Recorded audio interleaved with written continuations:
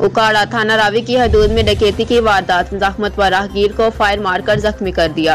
नौल plot थाना रावी की हदूद में डकैती की वारदात, जख्मत व राहगीर को फायर मारकर जख्मी कर दिया। सुबैर नामी शख्स उकाड़ा बैंक से पैसे निकलवा कर नौल प्लाट आ रहा था। दो मोटरसाइकिल सवार ताकुब करते हुए पीछे आ गए।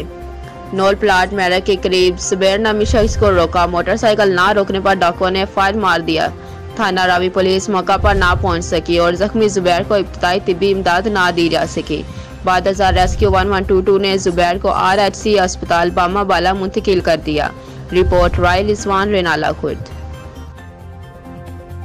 हाँ जी मीरा कोटड़ा नहीं हाँ जी कहते पहले मने जेड़ा हाँ जी उत्थे मैं उंदा पिया दो जने मैं आ देखा मोची अच्छा 125 स्कूटर ते सी आए अच्छा ਉਹਨਾਂ ਦਾ ਹੁਣ ਪਤਾ ਨਹੀਂ ਚਾਈਨਾ ਦਾ ਜਾਂ 70 ਮੈਂ ਇਹਨਾਂ ਪੜਦਾ अच्छा ਤੁਸੀਂ ਕਿੱਥੇ ਸੀਗੇ ਅਸੀਂ ਮੋਟਰਸਾਈਕਲ 125 अच्छा दो जने ਸੀਗੇ ਦੋ ਜਣੇ ਅਸੀਂ ਆਪਦੀ ਰੌ ਨਾਲ ਲੱਗੇ ਹੁੰਦੇ ਸਾਨੂੰ ਹੁਣ ਕੀ ਪਤਾ अच्छा ਉਹ ਸਾਡੇ ਕੋਲ ਅੱਗੇ ਲੱਗ ਨਾਮ ਕੀ ਤੁਹਾਡਾ ਮੇਰਾ ਨਾਮ ਜੀ ਮੁਹੰਮਦ ਜ਼ੁਬੈਰ ਵਾਲਾ ਸਾਹਿਬ ਮੋਹਸਨ ਤੇ ਕਿਹੜੀ ਜਗ੍ਹਾ ਤੇ ਰਹਿਣ ਵਾਲੇ ਨਿਸ਼ਾਰੀਆਂ ਅੱਛਾ ਜੀ ਹਾਂਜੀ ਤੇ ਕੌਮ ਕੀ ਤੁਹਾਡੀ ਕੌਮ ਚਵਾਨ ਠੀਕ ਫਾਇਰ ਕਿਦਾਂ ਲੱਗਾ ਮੇਰੇ ਲਈ